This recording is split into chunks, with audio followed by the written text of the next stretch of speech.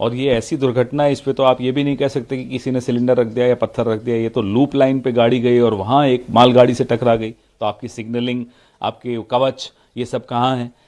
और रेल मंत्री से तो अब सवाल पूछना ही अब बंद कर दिया लोगों ने, क्योंकि वो रील तक ठीक नहीं बना। उनको तो छोड़ ही दीजिए, उनको आप अब गंभीरता से लेने की आवश्यकता नहीं है। प्रधानमंत्री जवाब दें कि कहाँ गई वो कवच, कहाँ है वो सुरक्षा। ये पूरा सुरक्षा कवच सिर्फ अपनी छवि के लिए है या भारत के रेल यात्रियों के लिए भी है?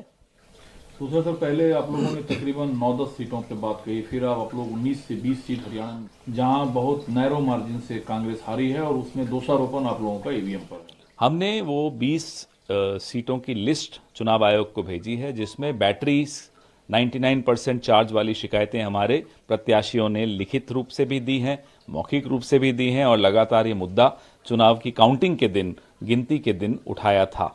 20 ऐसी सेगमेंट्स हैं और उन सब में यह भी एक अजीब सा संयोग है कि जो 99% जहां बैटरी चार्ज दिख रही है, उन मशीनों पे अधिकतर कांग्रेस को हराया गया है, हारी हुई है, और जहां 60-70% बैटरी है वहां कांग्रेस के वोट ठीक आए हैं। तो ये क्यों हुआ है? दूसरा सर, जो मोहन भागवत ने जो बयान दिया है, संघ विजयदशमी के दिन देता है, बांग्लादेश में हिंदुओं का जिक्र, वो एकजुट हुआ तो बचा, दुनिया भर के हिंदू उनकी मदद करे, सरकार उनके बचाव में आए। नहीं, अच्छी बात है अगर उनको बांग्लादेश से समझ में आया कि माइनॉरिटीज की क्या स्थिति होती है और माइनॉरिटीज को क्या करना चाहिए। लेकिन एक हैरानी की बात यह है कि वहां तो माइनॉरिटीज को एक होना चाहिए, और हिंदुस्तान में अगर माइनॉरिटी कह दें कि हमें एक होना चाहिए, तो इनको लगता है कि साहब ये एक कैसे हो रहे हैं, एक होने की बात कैसे कर रहे हैं, ये तो खतरा है। और फिर भागवत जी कहते हैं कि पूरे विश्व के हिंदुओं को एक होना चाहिए। बिल्कुल ठीक बात है, वेरी गुड।